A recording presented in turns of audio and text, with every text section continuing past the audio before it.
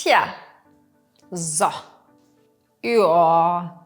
Hast du diese Ausdrücke bzw. Interjektionen, wie sie in der Fachsprache genannt werden, schon einmal gehört? Mit Sicherheit, denn die Deutschen benutzen sie immer und ständig. In diesem Video stelle ich dir daher 8 dieser kurzen Interjektionen vor, die Deutsche jeden Tag verwenden und die du daher auch unbedingt kennen musst.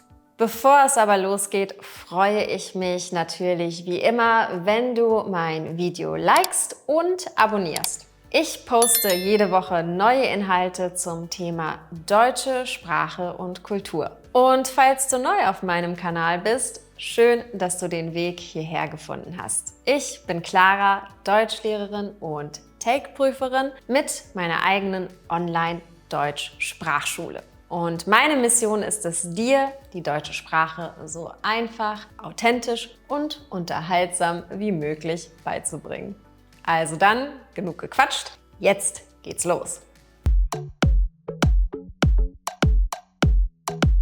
Tja, wie in, tja, das habe ich dir doch gesagt. Oder, tja, wer nicht hören will, muss fühlen.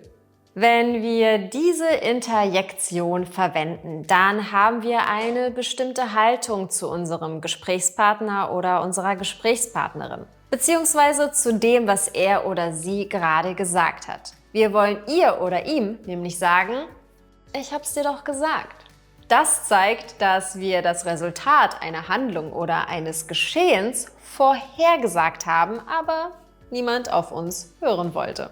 Beispiel: Du hast die Prüfung nicht bestanden. Tja, du hättest halt mehr lernen sollen. Habe ich dir doch gesagt.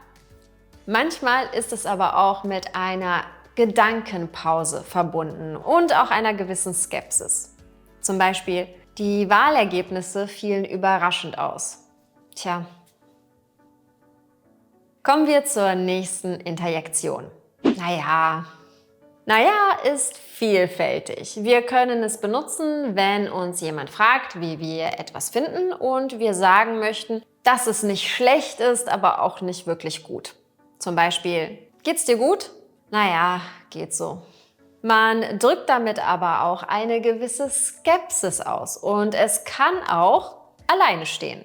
Beispiel, der neue Chef ist sehr kompetent, oder? Naja. Bedeutet, ich weiß ja nicht. Das sehe ich ein bisschen anders. Oder ein anderes Beispiel. Der Film war doch super, oder? Naja, bis auf die Action-Szenen fand ich ihn eher langweilig. Naja, benutzen wir aber auch, um jemandem etwas näher zu erklären. Beispiel, wie meinst du das? Naja, wenn wir die Flüge jetzt buchen, dann sparen wir 230 €. Ah, verstehe. Und jetzt zu meinem Favoriten oder besser gesagt, so.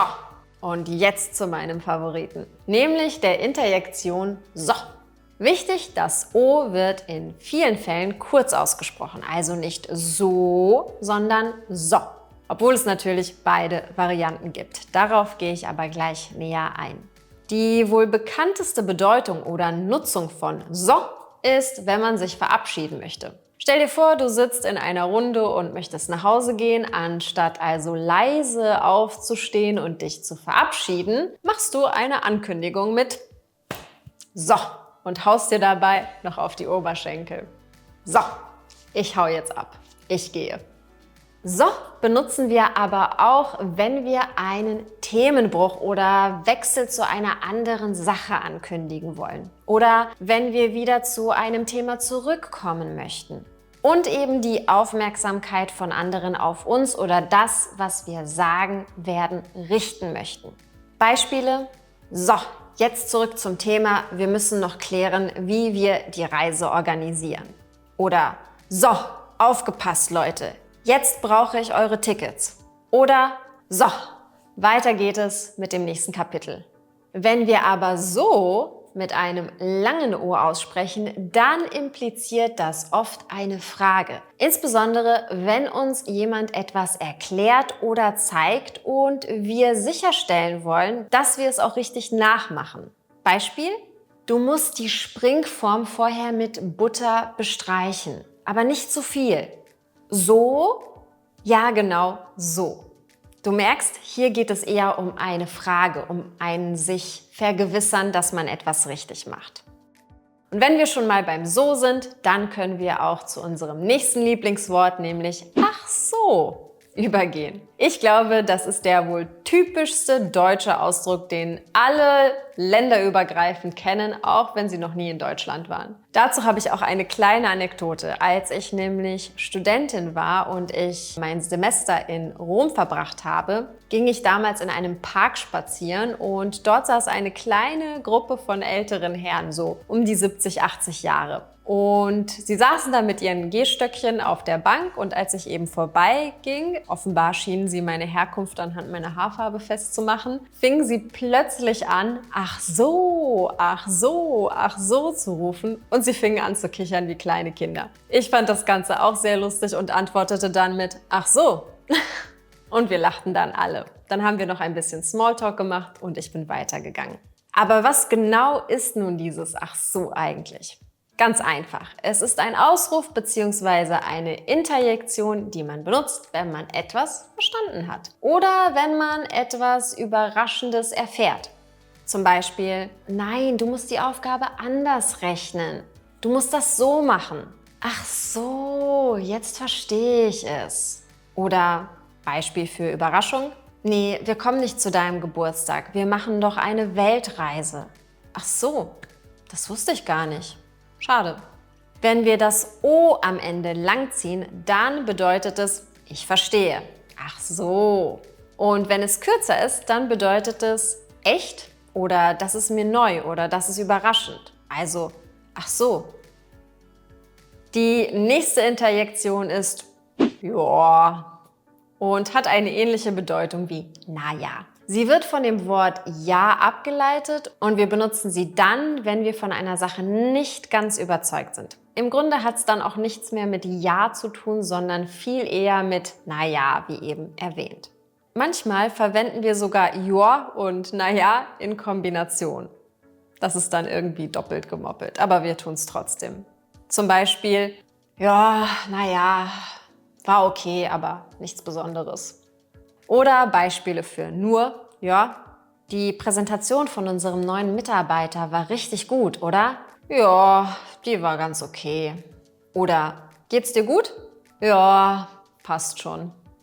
Du siehst also, wenn wir die Interjektion ja benutzen, folgt danach etwas, was nicht ganz so euphorisch ist und nicht ganz so positiv.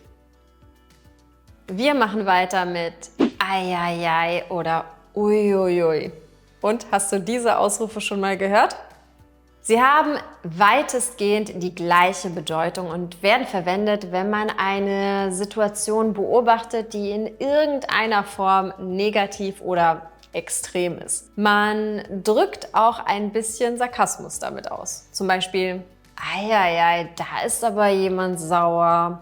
Oder Uiuiui, da ist aber jemand sauer. Man verwendet es auch, wenn etwas Schlechtes passiert. Zum Beispiel, siehst du den Mann, der die Wand streicht? Die Farbe spritzt auf sein Auto. Eieiei.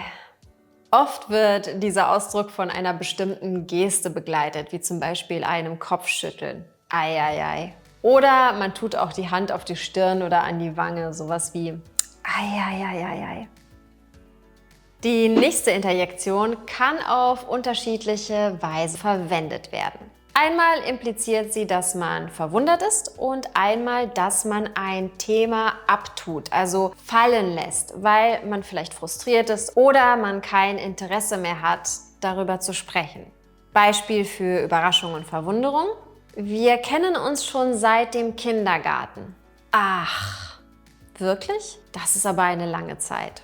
Oder man will ein Thema fallen lassen. Ach komm, lass uns nicht weiter darüber diskutieren. Das hat keinen Zweck. Du siehst, hier kombinieren wir auch gerne manchmal ach und komm.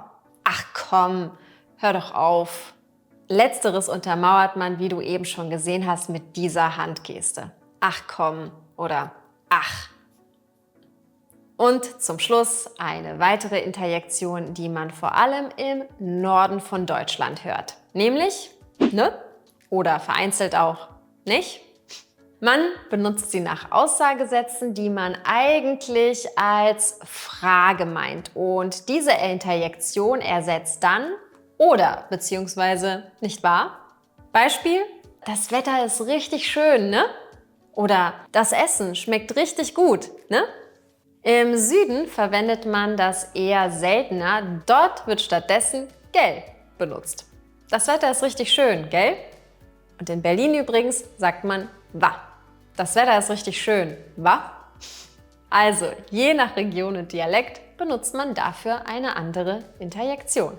Und voilà, mit dieser Information bist du doch jetzt schon auf Muttersprachlerniveau. So schnell kann es gehen. Ich hoffe sehr, dass dir dieses Video gefallen hat und wir sehen uns beim nächsten Mal. Und übrigens, bevor ich es vergesse, falls du mehr zum Thema Umgangssprache und Ausdrücke, die man nicht im Deutschunterricht lernt, erfahren möchtest, schau dir unbedingt mein Buch Deutsch lernen für den Alltag an. Ich habe es dir unten unter diesem Video verlinkt. Bis zum nächsten Mal.